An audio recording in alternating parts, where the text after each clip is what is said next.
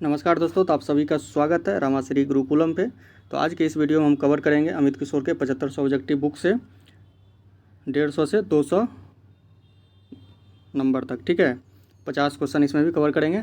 Unit 1 हम लोग cover कर रहे हैं, तो इस वीडियो में हम लोग 200 ऑब्जेक्टिव कवर कर लेंगे। यूनिट 1 में करीब 400 ऑब्जेक्टिव है, तो 200 तक आज इस वीडियो में कंप्लीट हो जाएगा। इससे पहले भी हम 3 वीडियो अपलोड कर चुके हैं, तो आप लोग वहाँ जाके प्लेलिस्ट बना दिए हैं, तो आप लोग सारा वीडियो देख सकते हैं 1 से लेकर 200 तक। ठीक है, और जल्दी हम लोग का यूनिट 1 कंप्लीट हो जाएगा। तो चलिए वीडियो पे आते हैं। उससे पहले अगर आप लोग चैनल को सब्सक्राइब नहीं किए हैं तो चैनल को सब्सक्राइब कर लीजिए, बेल आइकन को प्रेस कर दीजिए और हमारे टेलीग्राम चैनल से जुड़ जाइए। तो चलिए वीडियो स्टार्ट करते हैं। तो हम लोग का 150 तक हो गया था। ठीक है, अगला क्या है, अगला प्रश्न है 151 नंबर का कि इंपीरियल लाइब्रेरी के पहले लाइब्रेरियन कौन थे। इंपीरियल लाइब्रेरी के पहले लाइब्रेरियन कौन थे? तो जॉन मैकफार्लेन थे।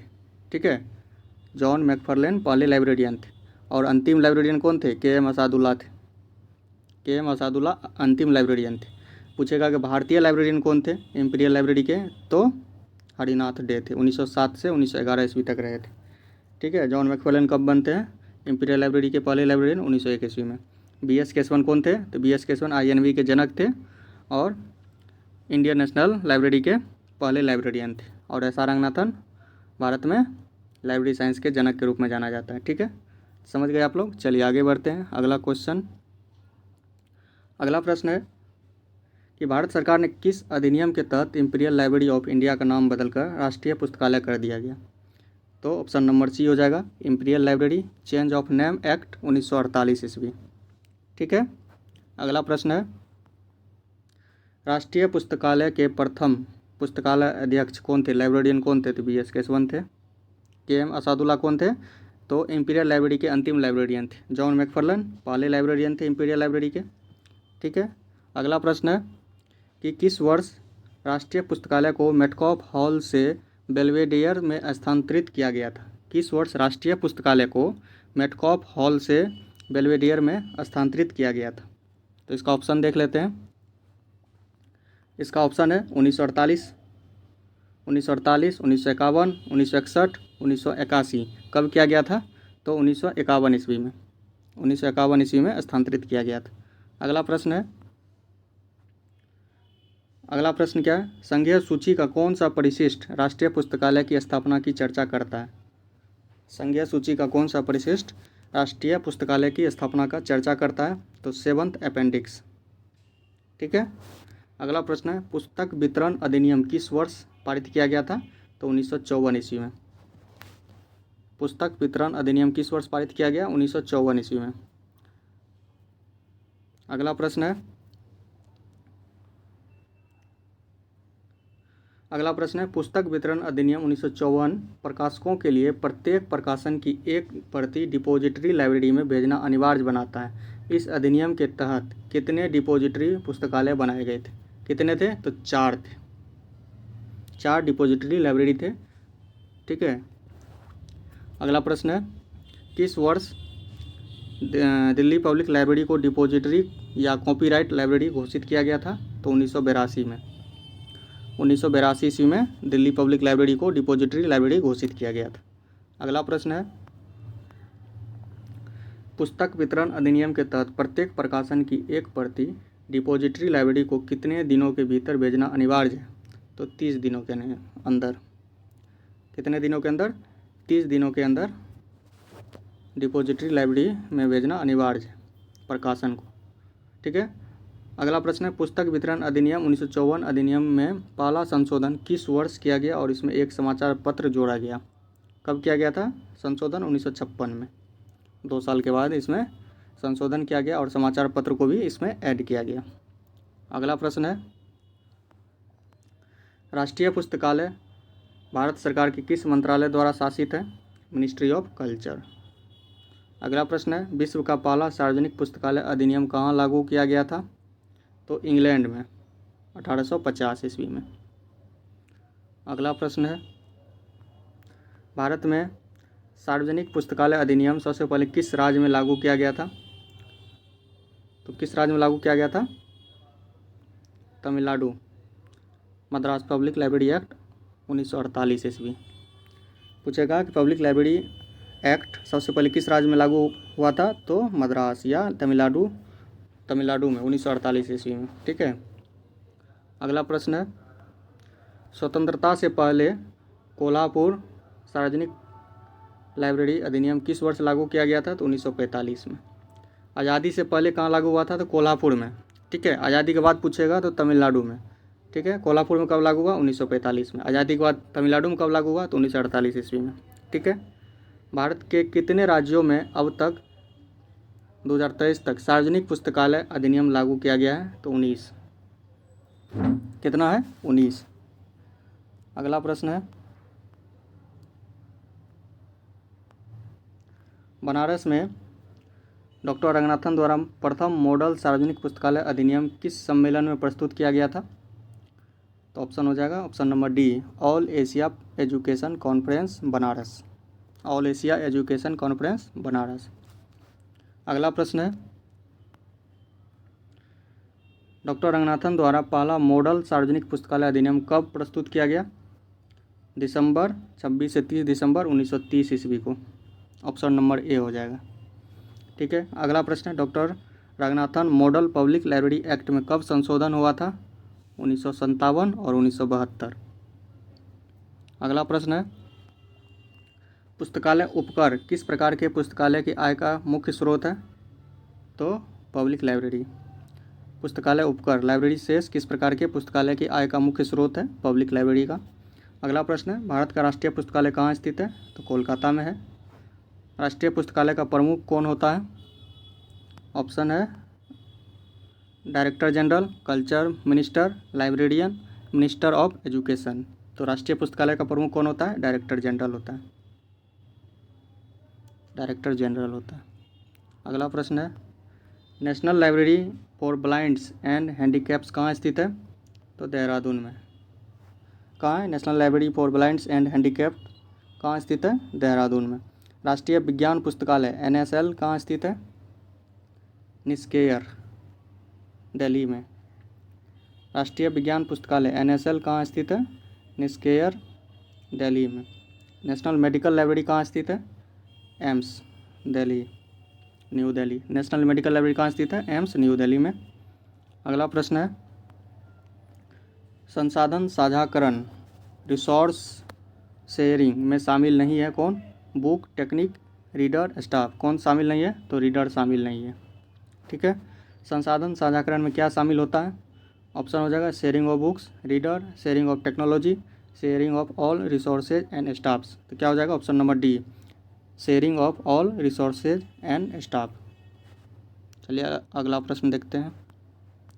अगला प्रश्न है, भारत में पहली सार्वजनिक पुस्तकालय प्रणाली किसके द्वारा विकसित की गई थी, तो सियाजीराव गायकवाड़ तृतीय के द्वारा। भारत में पहली सार्वजनिक पुस्तकालय प्रणाली किसके द्वारा विकसित की गई, सियाजीराव गायकवाड़ तृतीय के द्वारा। ठीक है। इसको पुस्तकालय आंदोलन के जनक के रूप में भी जाना जाता है, सियाजीराव गायकवाड़ तृतीय को। भारत में पुस्तकालय आंदोलन के जनक के रूप में किसको जाना जाता है, सियाजीराव गायकवाड़ तृतीय को। ठीक है। अगला प्रश्न है, W.A. बोर्डेन के प्रयास से पहली भारतीय पुस्तकालय विज्ञान पत्रिका लाइब्रेरी मिसेलनी कब प्रकाशित हुआ था, तो 1912 में। लाइब्रेरी मिसेलनी कब प्रकाशित हुआ, 1912 ईस्वी में। अगला प्रश्न है, इनमें से कौन डिपॉजिटरी लाइब्रेरी नहीं है, ऑप्शन है national library Kolkata, Delhi public library, Khudabakhsh oriental public library Patna, Asiatic society Mumbai. इसमें से कौन है डिपॉजिटरी लाइब्रेरी नहीं है, तो Khudabakhsh oriental public library Patna जो है वो डिपॉजिटरी लाइब्रेरी नहीं है, बाकी सब डिपॉजिटरी लाइब्रेरी है। नेशनल लाइब्रेरी कोलकाता है, दिल्ली पब्लिक लाइब्रेरी है, और एशियाटिक सोसाइटी मुंबई है, और एक और है कोनेमरा पब्लिक लाइब्रेरी।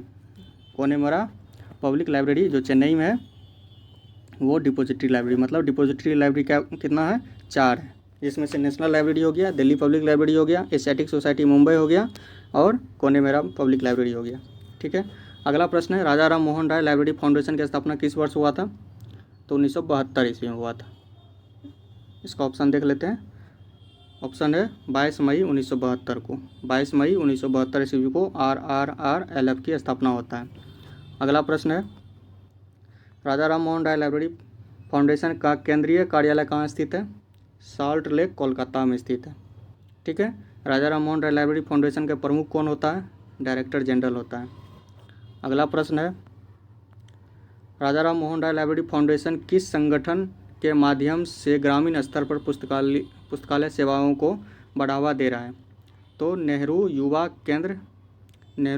केंद्र district youth resource centre DYRC।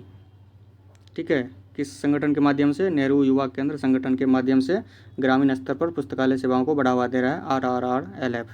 ठीक है। अगला प्रश्न है कि सार्वजनिक पुस्तकालयों की सहायता के लिए राजा राम मोहन राय लाइब्रेरी फाउंडेशन ने कई योजनाएं चलाई जिन्हें हम 2 भागों में बांट सकते हैं।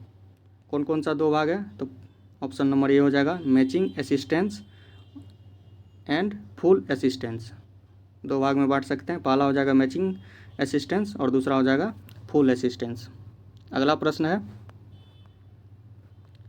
इनमें से कौन राजा राम मोहन राय लाइब्रेरी फाउंडेशन का प्रकाशन है? तो ऑप्शन नंबर डी हो जाएगा ऑल ऑफ द अबव। क्या हो जाएगा? Directories of public libraries in India, Tagore bibliography और ग्रंथाना, ये तीनों हो जाएगा इसका प्रकाशन है RRRLF का। ठीक है। राजा राम मोहन राय लाइब्रेरी फाउंडेशन द्वारा विकसित राज्यों को सार्वजनिक पुस्तकालयों के लिए प्रदान की जाने वाली सहायता की सही अनुपात क्या है? मतलब विकसित राज्य, उसके लिए राजा राम मोहन राय लाइब्रेरी फाउंडेशन सहायता प्रदान करता है। कितना रेशियो रहता है? तो 50-50 का। विकसित राज्य के लिए कितना रहता है? 50-50। अगला प्रश्न है कि राजा राम मोहन राय लाइब्रेरी फाउंडेशन द्वारा विकासशील राज्य के प्रदान की जाने वाली सहायता का सही अनुपात क्या हो जाएगा? 60-40 का। विकसित के लिए हो जाएगा 50-50 और विकासशील के लिए हो जाएगा 60-40। अगला प्रश्न है राजा राम मोहन राय लाइब्रेरी फाउंडेशन द्वारा उत्तर पूर्वी राज्यों को प्रदान की गई सहायता की सही अनुपात क्या हो जाएगा? 90-10। ठीक है। उत्तर पूर्वी राज्यों के लिए कितना है? 90 और 10 का रेशियो रहेगा। 90 और 10 का रेशियो, 90 और 10 का रेशियो।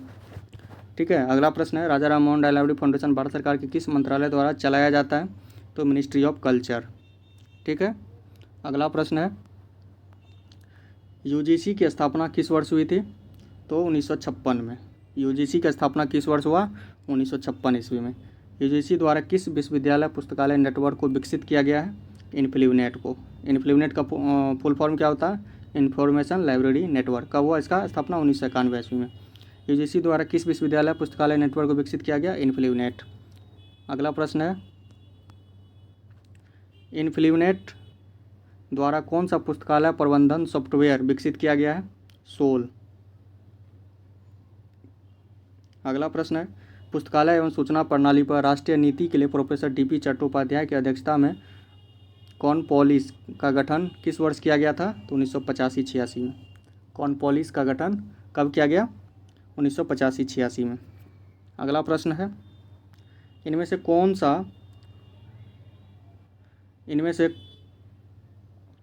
कौन सा एस्लिक ASLIC का प्रकाशन है? तो ऑल ऑफ द अबव हो जाएगा सारा। Indian library science abstract annual है, एस्लिक बुलेटिन क्वार्टरली है, library science research in progress, ये तीनों किसका? एस्लिक का प्रकाशन है। इनमें से कौन सा ALA का प्रकाशन है? तो इसका भी ऑप्शन नंबर डी हो जाएगा ऑल ऑफ द अबव।